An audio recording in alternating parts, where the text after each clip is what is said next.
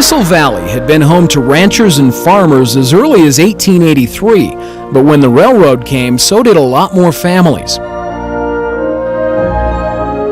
In 1890, the area boasted the start of a branch line serving south-central Utah, and the area took on the name of Thistle after the Canada thistles that dotted the valley.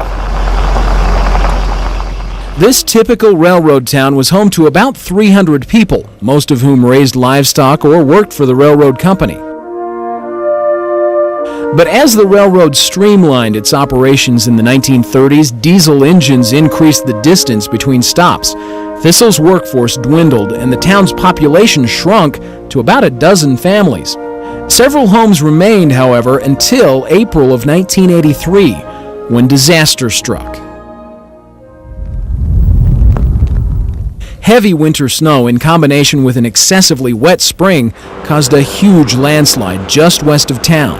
The flood was actually a mudslide that came off the mountain on the west side that flowed down into Thistle Creek, and actually a massive amount of mud and dirt came down and kept blocking off, kept flooding into the canyon and raising the dam.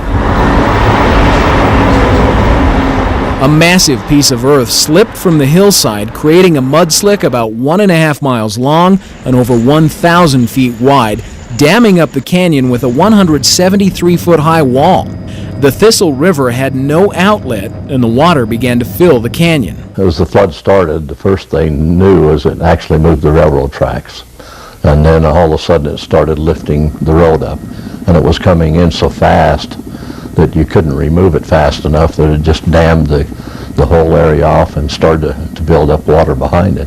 Crews were brought in quickly to develop a new highway route and to provide an outlet for the water before it flooded the Thistle homes. My job was to reconstruct the road through Thistle as quickly as possible and restore the traffic through the area.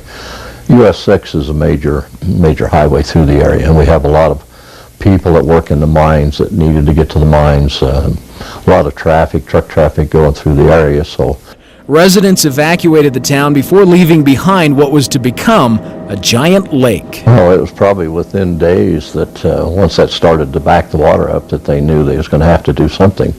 It was very quickly that they had to get what possessions they could and move out, and I know there was some things left in the homes because they didn't have time to remove them.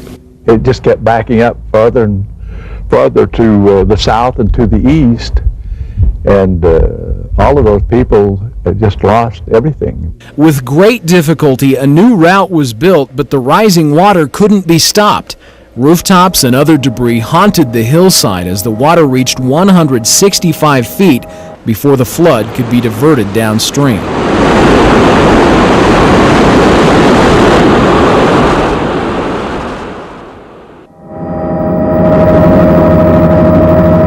What we've seen is the lake started to form, and it covered the houses. A lot of the roofs on the homes actually were lifted off the homes. They floated around on the lake for a long period of time. Different areas, I remember an old barn was actually picked up, and when the lake was finally receded, it was set back down, and it was quite a distance from where it originally was located. After several months, crews were finally finding success in draining the lake.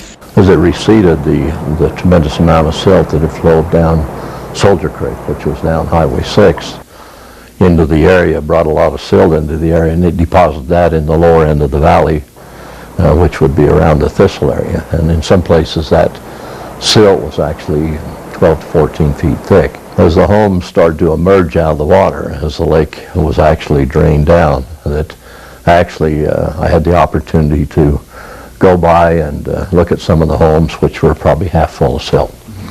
Some of them, I remember there's an old home there that had a Volkswagen car in. You could just see the top of the car. And as the water receded, those trees were bare, and on the trees you had the silt, and the landscape was just bare. It kind of looked like the moon pictures, the moon shots of a barren area.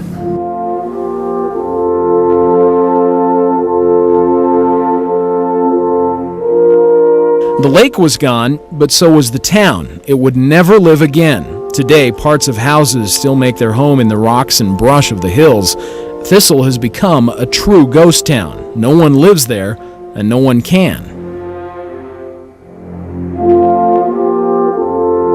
You got to sympathize with the people that was devastated so quickly in the area that, I thought about that a lot during the time that we were working there, that those people were actually totally uprooted out of their homes with very little bit of time, probably grabbed what few possessions they could and left the area.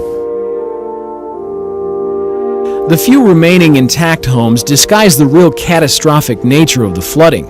A look at the waterline brings the magnitude of devastation into a better light and serves as a constant reminder as to why Thistle is no more.